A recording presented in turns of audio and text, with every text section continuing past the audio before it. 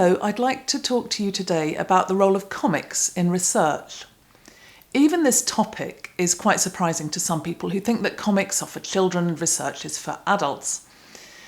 But comics are becoming a more widespread art form. Sometimes longer versions of comics are called graphic novels, perhaps to give them a little bit more credibility among the world's readership.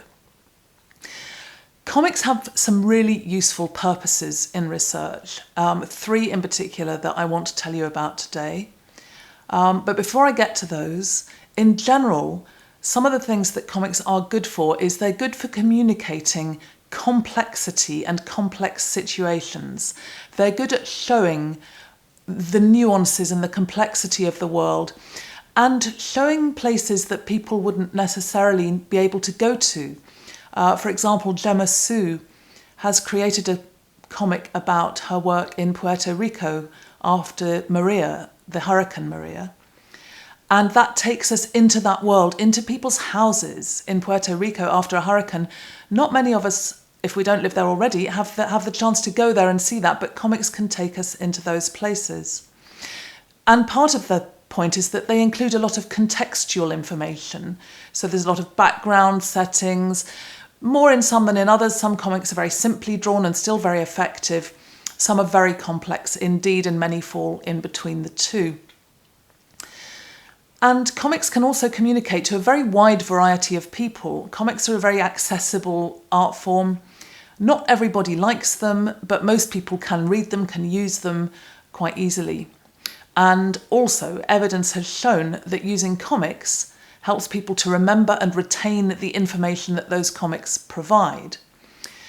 So comics are being used a lot now in some fields such as medicine. For example, there's a subgenre of comics which is the graphic health memoir, where people write their own stories of their health conditions or the health conditions of people close to them. And those health conditions become much more understandable for doctors, for nurses, for other patients and for carers, who can follow with the comic through someone's lived experience, almost understanding more fully what it might feel like to live with fibromyalgia or to live with a visual impairment or to live with other difficulties or health problems. So that's the sort of introduction, but the three main ways that comics are used in research are to gather data, to disseminate research findings, and more recently to teach research methods.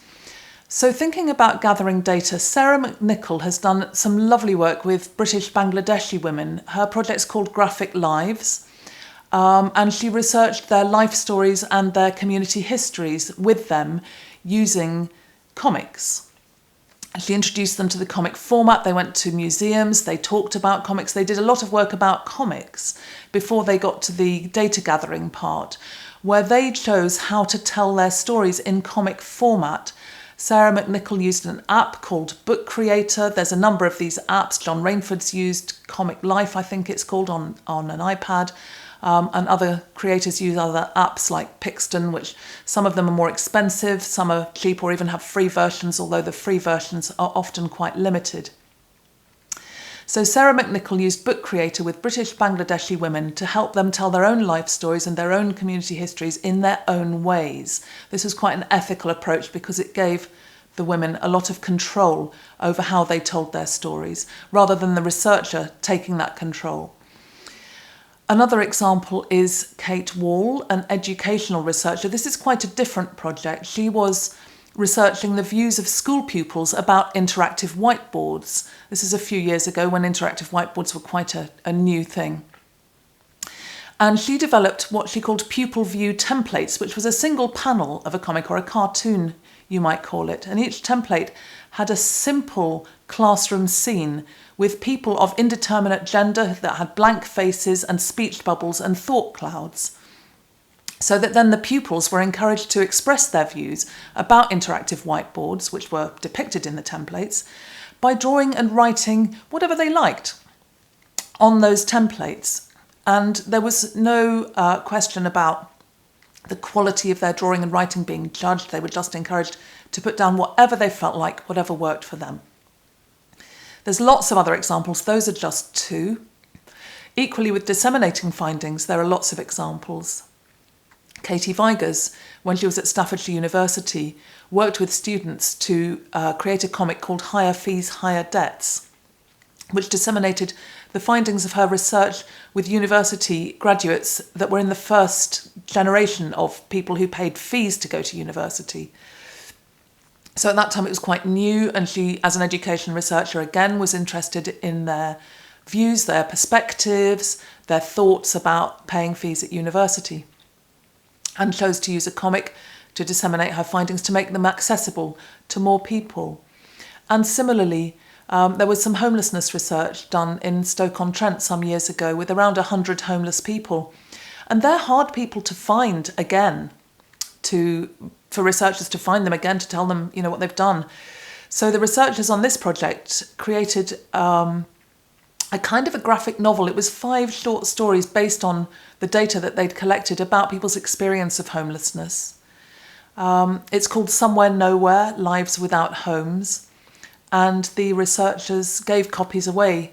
They got it printed on demand, I think through Lulu, online, and gave copies away to homeless people in the city and asked them to pass them round as a way of giving back to that community and people in that situation.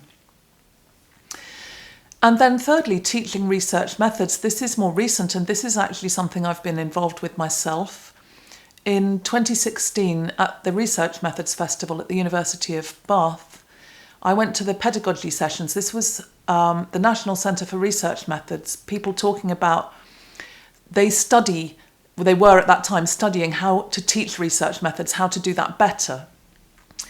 And one of the problems they identified was that there's a great big gap between the classroom and practice. You can do a lot of work in the classroom with novice researchers practicing interviews, observing people practicing interviews, trying out being interviewed, trying out being the interviewer, reflecting on that experience. But then at some point, a novice researcher has to go out into the world and interview people in real people in a real situation. Not that students aren't real, but do real life interviews in real world settings. And that's daunting. And I immediately thought of comics as a way to help bridge this great gap, because a comic can take someone along on someone's first interview. And indeed, I have created just such a comic, Conversation with a Purpose. This is one of the few remaining hard copies, but it's available to download from my website, and it's now being used in teaching all over the world. It can be downloaded as a PDF, printed off.